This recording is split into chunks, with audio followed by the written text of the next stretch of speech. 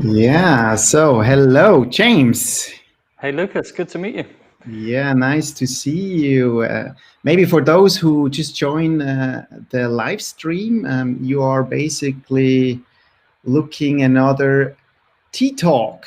Tea Talks are the warm-up events for the Rhything Festival, which will take place on the 20th and 21st of November, so pretty soon.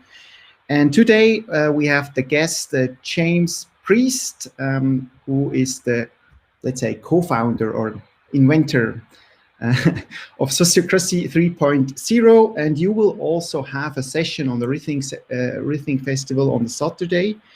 The session will be called Why We Created Sociocracy 3.0, Hard-Earned Wisdom that is older than you think.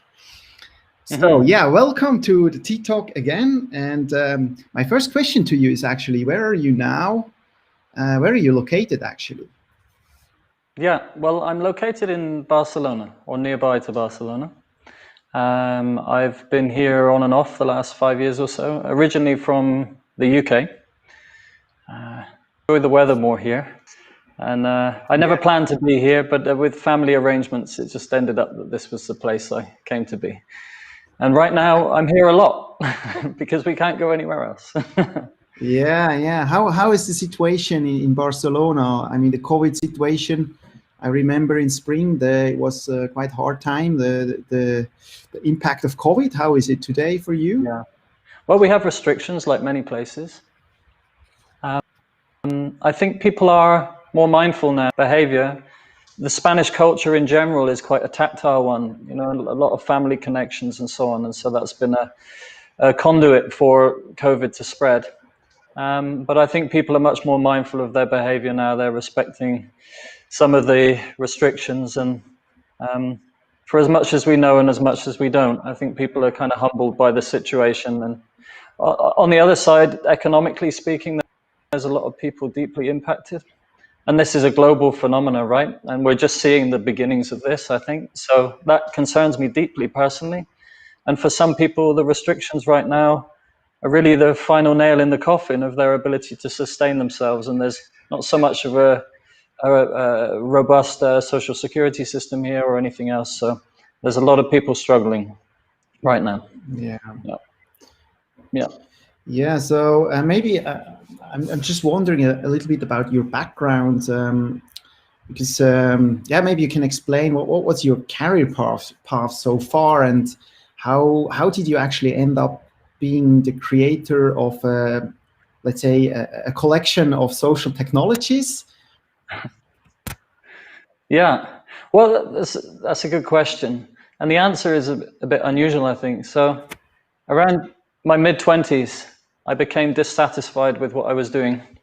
I felt like I couldn't have described it in the manner we could today because the language wasn't so present in the mainstream narrative, but I was missing adequate meaning in what I was doing with my life. So I remember contacting a friend who worked with at-risk teenagers, at risk of social exclusion, and said, I just feel like I want to do something worthwhile. So can I volunteer with your organization? And so that was a big pivot for me in the direction of working with young people for a decade. I really enjoyed working with them for so many reasons. But one thing, what did you do? Sorry? I mean, you were a teacher, or what did you do? No, so I worked a lot with schools, but I was working directly with young people to begin with around holistic education, really. So looking at what was absent in their environments, in their education, and then developing provision to respond to that. And I worked a lot with excluders, kids who were facing social exclusion or who had been excluded from mainstream schools and so on. And also sometimes school phobics. And it's very interesting, the segue to come back to your question. So I used to describe them often as the smart kids in the sense that they were identifying things that were absent in the system somehow. And as human beings were finding that their needs weren't met, and they were seeking to raise objections to what was happening, basically. But the system wasn't set up to receive those objections. So simply by creating a space where those kids could be heard and voice their perspectives and very often their kind of insightful views on things that were absent or dysfunctional in the systems they were part of. and supporting them in asking the question what was meaningful for them would facilitate a radical transformation in a lot of these kids. So that kind of set me off on a path of looking at human potential and this idea that we are laden with potential and creating environments that will enable us to kind of grow into that somehow. And the importance of meaning, actually, in engagement in general. But the point of all this was that at that time, I had a conversation with a woman. She was like this wise old woman from a local village. And somebody made the comment about my entrepreneurial nature. And she said, I don't get that impression. I think life would happen for you when you stop and let it. And so in that moment, I had this radical insight that I'd spent my whole life chasing things instead of listening for invitation. So I decided literally in that moment, I was going to instead listen out for life's invitation about where I could most serve somehow. And I've been navigating like that ever since, which brings me right to here now talking with you. Wonderful. Yeah. Wonderful. Yeah, I mean, maybe for those who are not very much into the social technologies, I mean, can you explain Sociocracy 3.0 in a minute? What is it? Yeah, probably less. I mean, I describe it as a menu of human behavior patterns that emerged in human cooperation and collaboration over time and prevailed because of their usefulness in certain situations some of the time. Yeah. So it's really a menu of human behavior patterns, not to be just taken verbatim and replicated parrot fashion, but as inspiration and as a way to enrich our scope of possibilities when we're confronted by situations where our habitual way of doing things fails to bring about the results we would expect or wish to see. Yeah. Something like that. Yeah. And yeah, so Sociocracy is 3.0 is basically a pattern library. And I mean, you were kind of collecting them, and maybe you can describe a little bit the process. How did you identify these patterns, etc.? Yeah, maybe you can elaborate a bit on that. Yeah, okay. Well, at the risk of repeating a little bit what I might say in a couple of weeks, like the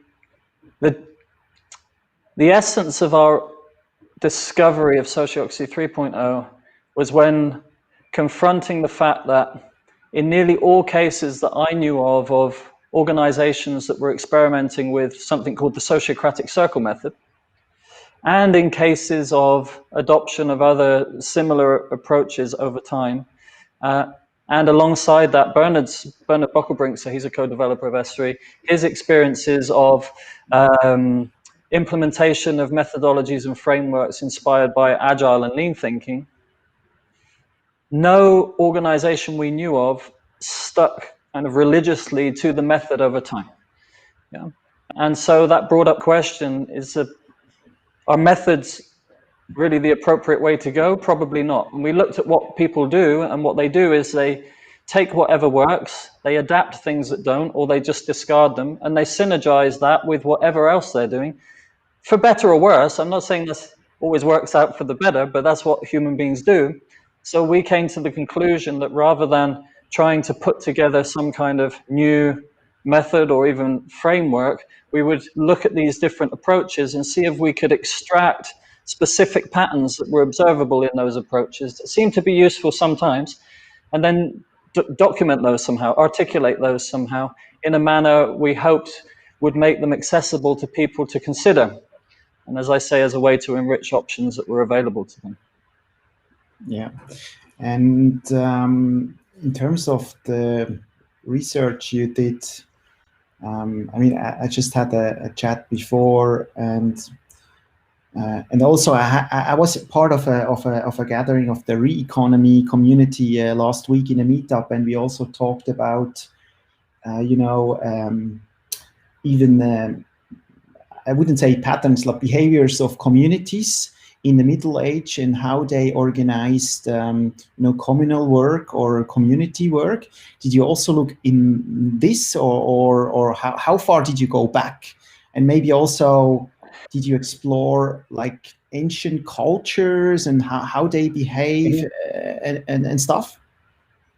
Yeah, certainly we didn't dive that deeply. I think if there were more of us, like if I could replicate myself, then we might well have. But our main interest was looking at observable practices and tools that people were pulling in now, Yeah. especially in the tech industry. So we were looking at things like Scrum. We were looking at practices based around Kanban, around SAFe, the Sociocratic Circle method, Holacracy, and so on.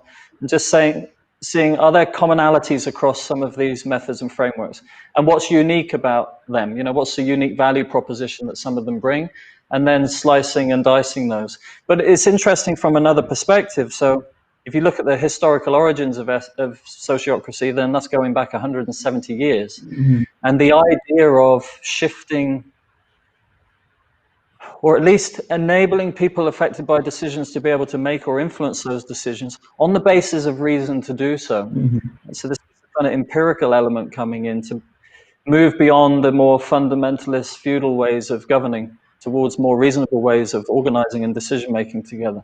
That is kind of evident if you look historically as an evolutionary step that you see adopted increasingly into the mainstream over the last 150 years or so. Mm-hmm. And the other fascinated me particularly was that I trained as an integrative counselor years ago, but my deeper interest was around psychology of selves.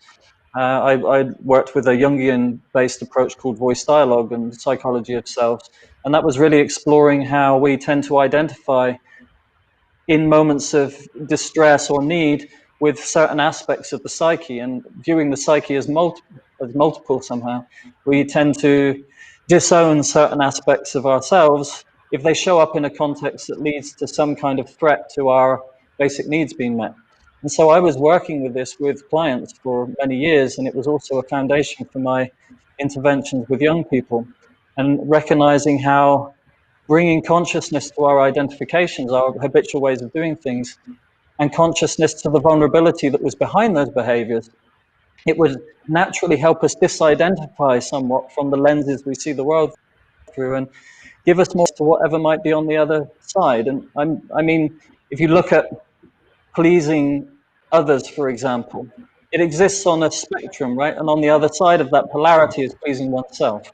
And if I'm identified with pleasing others, then I'm going to face limitations when there's a need to put my needs before other people, for example, right? And consider myself.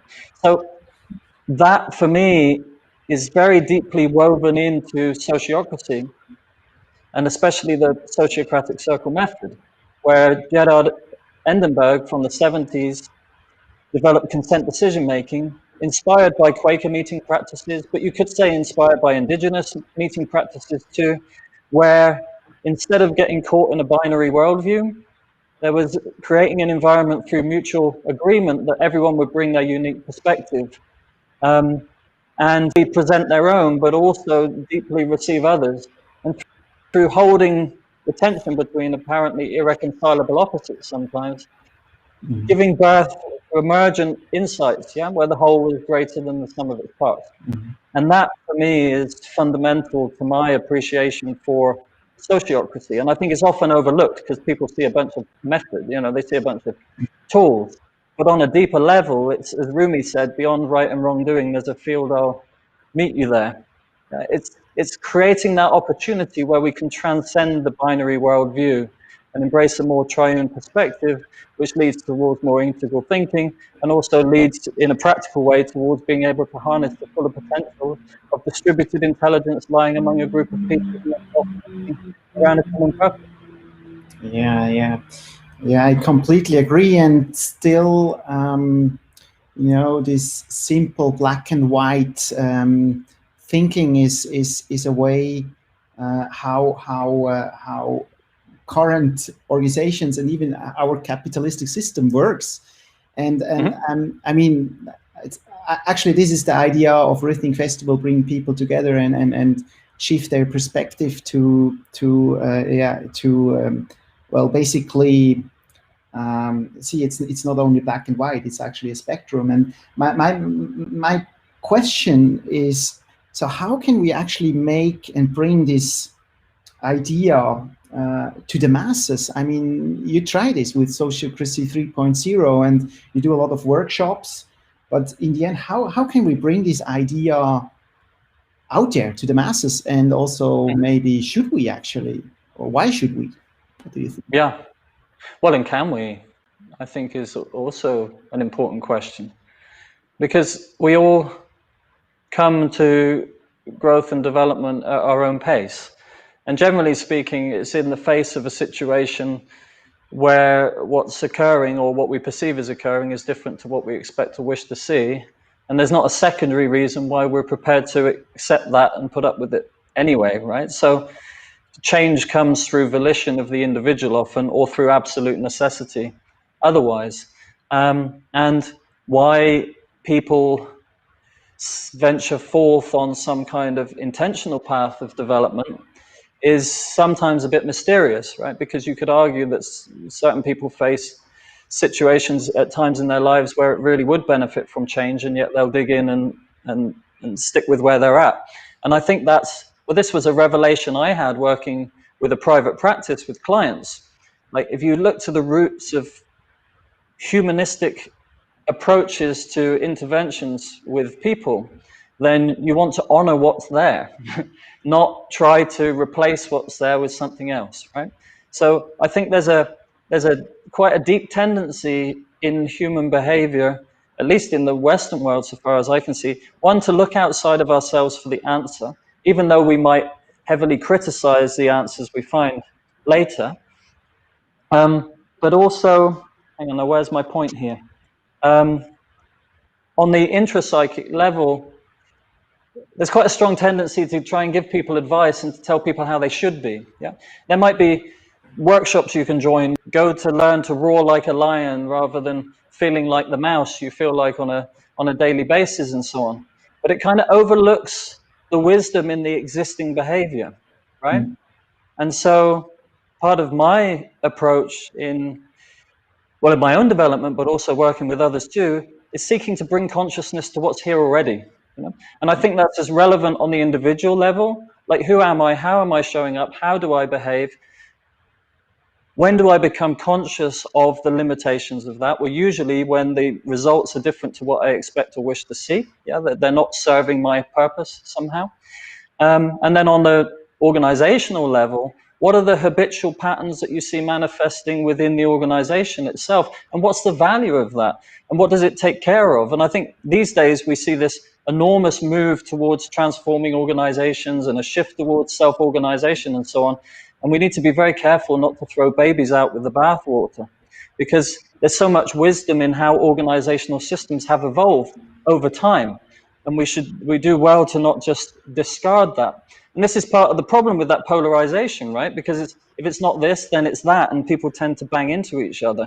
Whereas if we can identify where areas of need are, where we face impediments to achieve our objectives, and if we can build common understanding of that among people and prioritize that, and then look at the limitations of an existing approach to experiment with small changes to see if those changes bring us closer towards our objectives or lead to outcomes that are beneficial, retrospectively speaking, then we enter in a much more humanistic approach to organizational transformation.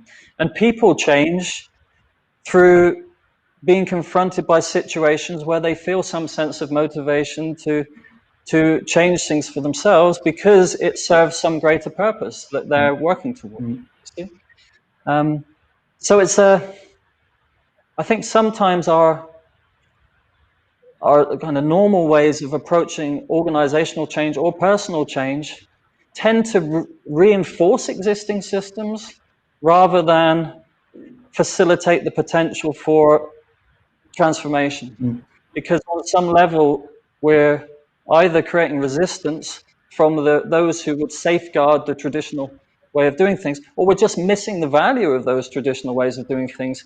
And instead of taking an approach where we enrich, diversify, expand, increase our tools and perspectives, we tend to flip instead.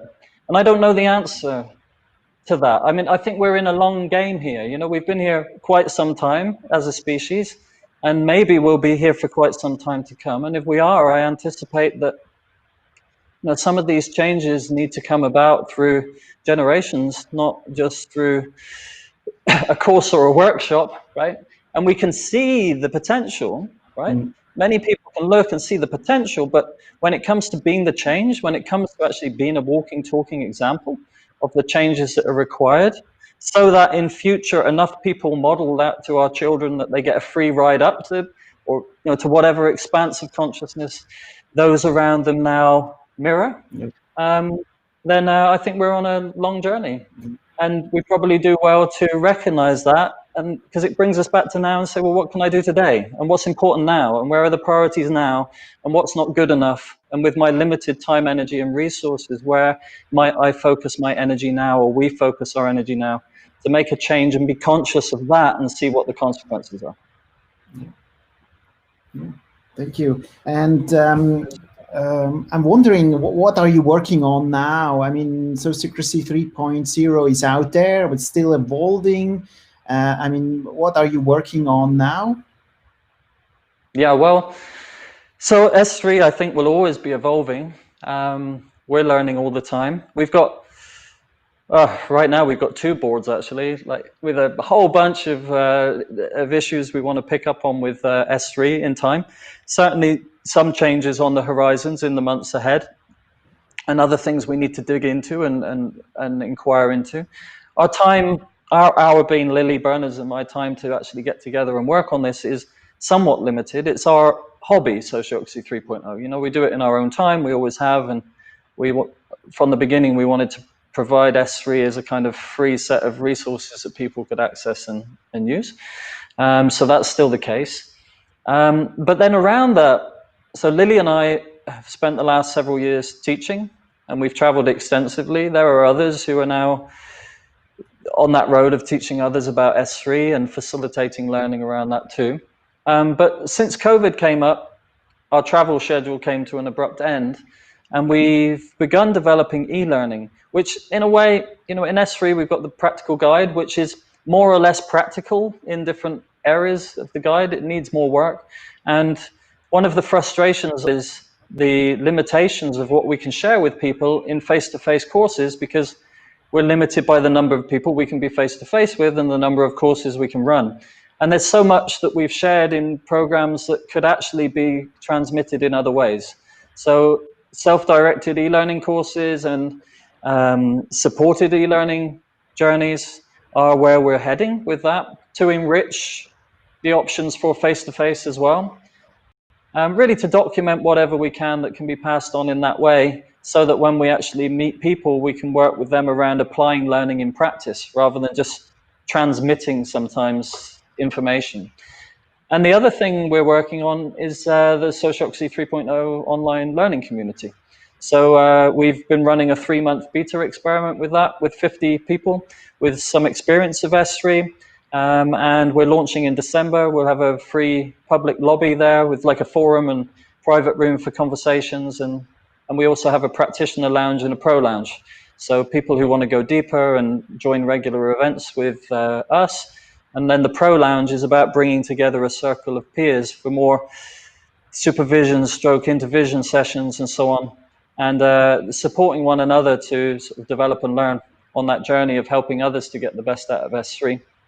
And the final thing that we worked on this year was the Common Sense Framework, which you'll find on the Sociocracy 30 website, which was really, it came about through feedback we received about the limitations of a menu-based approach to organizational change. The main criticism being, I don't know where to start. Yeah. And saying start with a prioritized list of needs you face in an organization is true and smart to a point. But nonetheless, when it comes to 74 patterns currently, people would look and say, I don't really know where to begin with S3. So we thought that we would put together a framework of core patterns that people typically, well, it's not they typically use. If you look at effective organizational systems navigating complexity, you see common patterns emergent in those organizational systems. And those patterns, some of them are documented in S3. So we thought the framework would be a bunch of patterns as a start point. But as it turned out, it's actually 10 principles that we see as important to address in organizations that are orientating or navigating complexity with some effectiveness, and where the people are thriving alongside the organization. So yeah, we're quite pleased with that as a start point. There's more to do on it, but it's available on the Sociocracy 30 site to check out. And as a sense-making tool in general, just for initiating conversations around organizations, as many frameworks do, I think, if you sit down and have a conversation about them together, but also more specifically identifying and prioritizing areas of need in the organization, making sense of where the issues are and what kind of roadmap might be valuable as a start point. And thirdly, as a way to identify key patterns from S3 that might be helpful in addressing specific principles. And so I think that adds another dimension to S3 and makes it a bit more accessible to a different audience somehow, and also helps people answer that question a bit. Where do I start? Nice. Yeah, you seems to be very busy in recent months. Crazy busy. Yeah, I mean, if somebody wants to dig into Sociocracy 3.0, I mean, there is the website, there is the pattern book, there is the guide, the course you mentioned. Is it actually possible to sign up to this practitioner course you mentioned before? Yeah, well, the practitioner levels took a big hit with COVID because they were 3-day face-to-face programs. So Lily and I don't have any scheduled this year now. I think there's a course coming up in possibly the Netherlands. So if anyone's in the Amsterdam area, could check out the Rebelwise website. They're delivering programs there. I think they have something scheduled, and that should, if it's not already, be on the Sociocracy 30 site at some point soon. But in terms of general opportunities for learning, then from our side, it's going to be from kind of March, April onwards. We're going to be scheduling virtual opportunities to begin with, and then face-to-face as and when that becomes possible again. But meanwhile, I think if people look out for the Foundations to S3 e-learning program, that we expect to come out early next year, so kind of March time, and just as a good starting point. And the other thing is to check out the Sociocracy 3.0 online learning community. So that's not a replacement to training, but it's a great place to jump in and stay in touch with us and also with others who are working with S3. So we've got a few hundred people registered for that for the launch in December, and you can find the communities, well, it's community.sociocracy30.org, but you can also find it linked from the homepage on sociocracy30.org. I'm curious, this is a paid offer, or is it free to join the community, or how is the pricing? How does the pricing work? Yeah, well, we decided to have 3 tiers. So we've got the lobby, which is like, it's a public forum. So from December, anyone can see it. And if people sign up, then they can interact in the forum, basically comment and so on and post. We'll have a private room for that free membership area as well, just so that people, if they want conversations that they don't want on the public web, then they can happen there. Then we've got the practitioner lounge, where we have 4 events a month hosted by Lily and I. We video all the events, we run regular assignments and articles and so on. So that's a private group for people who are wanting to go further with S3 or are using patterns to support them meeting each other, connecting with each other and with us. So that's a paid subscription. And then we have the Pro Lounge, which is application only for people who are supporting others professionally in some way to use S3 in some way. So whether that's people internally in organizations or working independently, and there's a growing number of people doing that. So it's really, as I said earlier, creating this peer intervision environment where we can share and learn together. And once again, some regular events hosted there and specific content dedicated just to that group. So yeah, those latter 2 are subscription-based plans. Perfect, wonderful. Yeah, so I just saw it's 2 already, so time is already up. Maybe one last question. What will you do later today? Just curious, what is James Priest doing this afternoon? Okay, well, I'm going to try and tick off a few more incidental things on my backlog before I get out of here. I'll check in with Lily She's also here in Barcelona, but she's at home today. So then at 3 o'clock, I jump in the car and I drive 20k to wait for my son to come out of school. So he's at a school over the other side of Barcelona, which is an epic challenge to drive there, but well worthwhile because it's a fantastic school. And then I'll get home with him. We'll have a workout. He'll do his reading. We'll have some food. We'll have a sauna and go to bed. Nice. Yeah. So yeah, thank you, James, for this quick chat, the tea talk. And anybody who was listening, yeah, James will have a talk at the Rethink Festival at the 21st November. I'm really looking forward to that. So thank you very much again. You too, Lucas. Thank you so much, and thanks for all you're doing with the Rethink Festival. It's such an enormous amount of work to pull something like that together. And yeah, so full respect and appreciation to you for that. Thank you very much. See you soon. Bye. Okay.